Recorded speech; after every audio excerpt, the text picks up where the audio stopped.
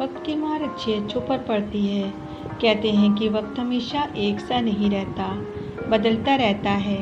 अगर आज हमारे पास सब कुछ है तो हमें ये नहीं सोचना चाहिए कि हमारा कल भी ऐसा ही रहेगा। वक्त ने दौलतमंद को फ़कीर और फ़कीर को दौलतमंद बनाया है।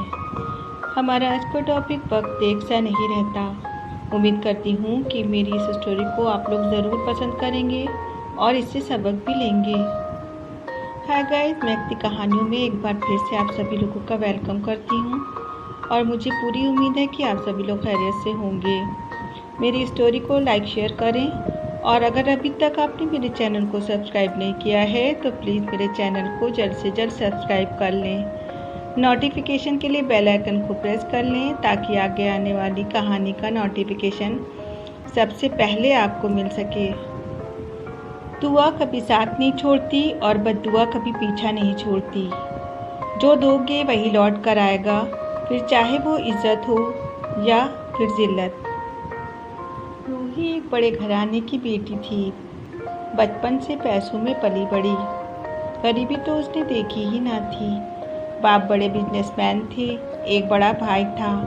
वो बाप के बिजनेस में हाथ बटाता था। पैसों ने रूही को बहुत ही घमंडी बना दिया था।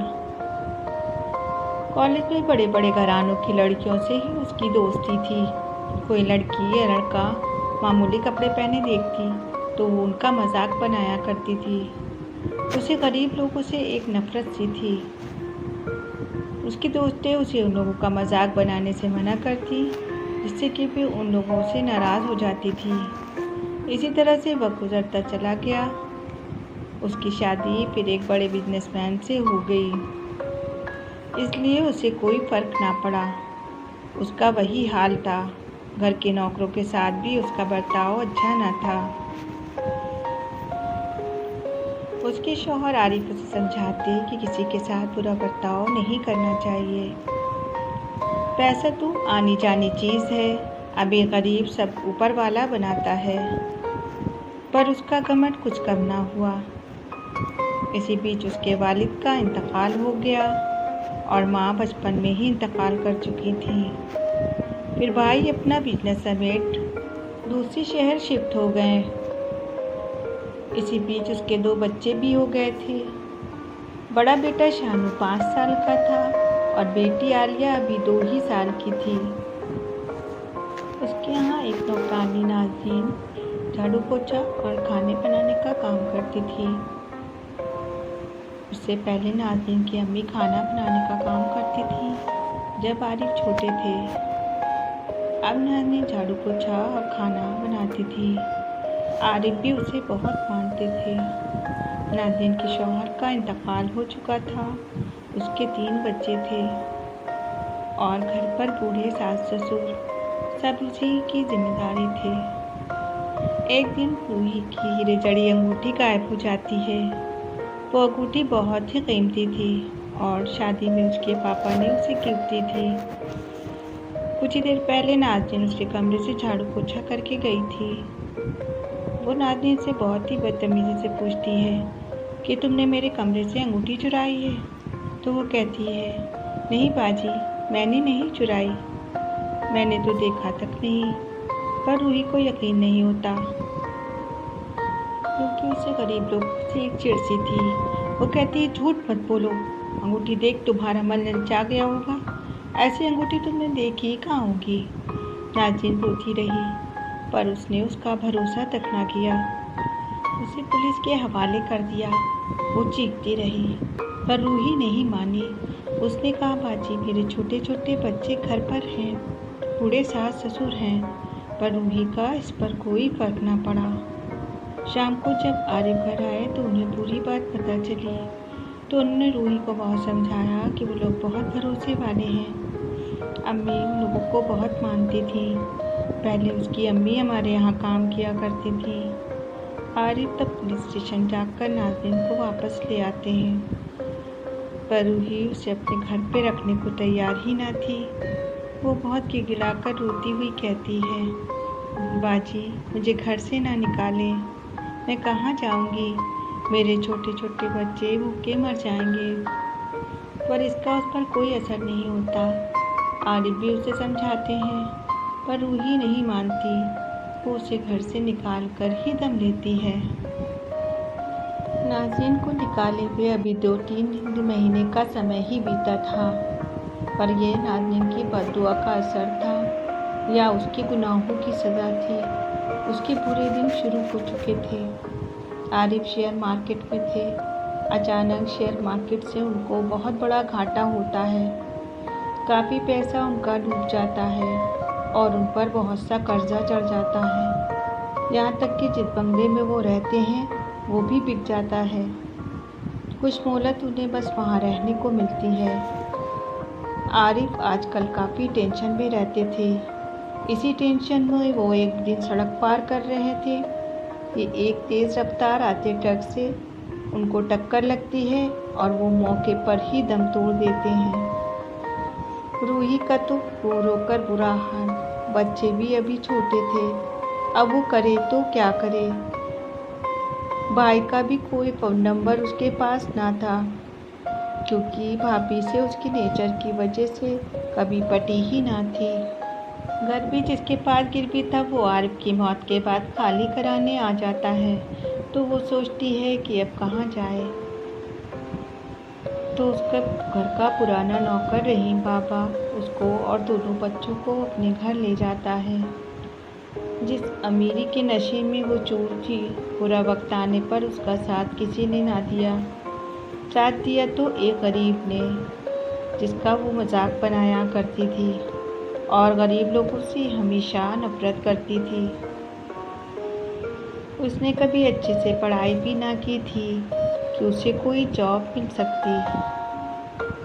उसने अपने सभी अमीर दोस्तों से भी मदद मांगी, पर किसी ने कोई मदद ना की। उसे अपने बच्चों को पालना था और सर छुपाने के लिए भी जगह चाहिए थी।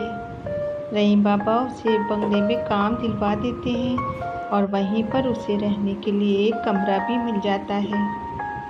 उस बंगले की मालकिन चीरी बहुत अच्छी थी। वो उसका और बच्चों का काफ़ी ख्याल रखती थी, पर वहाँ के मालिक शुएब की उस पर बुरी नज़र थी। वो तरह तरह से उसको परेशान किया करते थे। एक दिन तो हद हो गई। वो उसके कमरे में आ गए। जब उसने बचाव के लिए चिल्लाने की कोशिश की, तभी मालकिन चीरी आ जाती हैं। तो शुएब उस पर गलत इल्ज़ाम लगा देता है कि इसी ने मुझे बुलाया था। तब शीरी उस पर कोई भरोसा ना करती और उसे और बच्चों को रात के अंधेरे में ही घर से निकाल देती है। वो रोती रही कि मैं बच्चों को लेकर कहाँ जाऊँगी, तो भी वो ना पसीजी। बच्चों को लिए वो भटक रही थी। फिर वो एक घर के बरामदे पे जाकर दोनों बच्चों को गोद में सुलाकर खुद बैठी रही और सोचती रही कि उसने ऐसा कौन सा गुनाह किया जिसकी सज़ा वो भुगत रही है। वो रोती रही। आज उसे नाज़रीन की बहुत याद आई और अपना किया बर्ताव उसे याद आ रहा था। वो सोच रही थी कि हो ना हो उसके दिल से निकली आग का ये असर है, जो आज वो दर दर की ठोकरें खा रही है। सुबह जब उस घर का दरवाज़ा खुला तो वहाँ के मालिक ने उसे वहाँ से भगा दिया। वो सड़क पर चली जा रही थी, तभी सामने से उसे एक औरत ने आवाज़ लगाई, बाजी बाजी। तो जब सामने आई तो देखा उसने वो नाज़रीन थी। वो बोली, बाजी आप इस हाल में? क्योंकि उसके कपड़े और बच्चों के कपड़े काफ़ी मैले कुचैले से थे। वही नाज़रीन जिसने उसने धक्के देकर घर से निकाला था और अंगूठी चोरी का इल्ज़ाम भी उस पर लगाया था, जो उसके जाने के बाद उसे घर पर ही मिल गई थी। आज उसे अपनी गलती का एहसास हुआ था। उसने सोचा कि उसने कितना बड़ा गुनाह किया था। वो उसे अपने घर ले गई। घर पर उसने अपने बच्चों के कपड़े बच्चों को पहनने के लिए दिए और उसे एक अपना साफ सुथरा सूट दिया। फिर खाने को ले आई। रूही की आंखों में आंसू थे कि थम ही ना रहे थे। जिन गरीबों से उसे चिढ़ थी, वही आज उसका साथ दे रहे थे। वो हाथ जोड़े अपने किए की नाज़रीन से माफ़ी मांग रही थी। मुझे माफ़ कर दो, मैंने तुम्हारे साथ बहुत गलत किया था। और फिर अपने गुजरे वक्त और आरिफ के बारे में उसे बताया।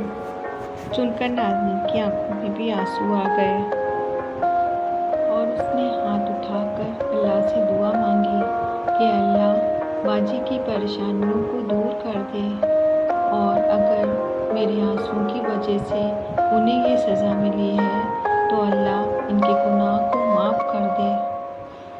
उसने गिड़गिड़ा कर दुआ की। फिर कहा, बाजी, मैंने आप लोगों का कभी दिल से बुरा ना चाहा था। अगर मेरे आंसुओं का ये असर है तो मैं चाहती हूँ कि अल्लाह ताला आपको माफ़ कर दे। दूसरे दिन नाज़रीन जब काम पर जा रही थी तो भी उसने दूर से देखा एक गाड़ी उसके पास आकर रुकी। वो गाड़ी की तरफ देखने लगी तो उसने देखा गाड़ी से बाजी के बड़े भाई अदनान उतर रहे थे। उन्होंने उससे रूही के बारे में पूछा, क्योंकि वो उसे पहचानते थे। जब वो रूही के यहाँ आते थे तो वो वहाँ पर काम किया करती थी। उन्होंने बताया कि वो बंगले पर गए थे। वहाँ पर उन्होंने आरिफ के बारे में पता चला, पर रूही के बारे में कुछ पता ना चल सका। नाज़रीन उन्हें देखकर बहुत खुश हो जाती है कि रात को उसने अल्लाह से रूही की परेशानी दूर होने की जो दुआ मांगी थी वो कबूल हो गई थी। फिर वो कार में बैठकर सीधे उन्हें अपने घर ले आती है। इधर रूही घर पर बैठी सोच रही थी कि वो नाज़रीन से कहूँगी कि मुझे भी कहीं काम दिलवा दे। गाड़ी की आवाज़ सुनकर वो बाहर आती है तो नाज़रीन के साथ अदनान भाईजान को अंदर आता देख वो दौड़कर उससे लिपटकर फपक कर रो पड़ी। अदनान ने रूही से कहा, तुमने तो हमें कोई इत्तला ना दी, बिल्कुल पराया कर दिया। तो बोली, भाई आपका कोई नंबर मेरे पास ना था। फिर वो बोले कि इसमें मेरी भी गलती है, मैं अपने बिजनेस में इतना ज़्यादा बिजी हो गया था कि तुम लोगों के बारे में सोचने का मौका ही ना मिला। तुम अच्छे से सेटल भी थी और आरिफ के साथ खुश भी। कल तुम्हारी भाभी ने कहा कि बहुत दिन से रूही की कोई खबर नहीं मिली, आप फ़ौरन जाएं और बहन को देख कर आएँ।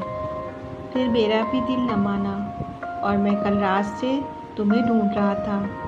वो तो अच्छा हुआ कि आज नाज़रीन मुझे मिल गई। दोनों ने मिलकर नाज़रीन का शुक्रिया अदा किया।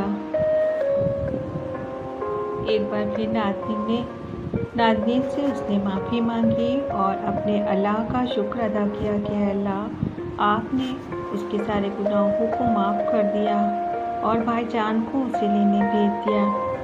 नाज़रीन उसके लिए एक फरिश्ता साबित हुई थी।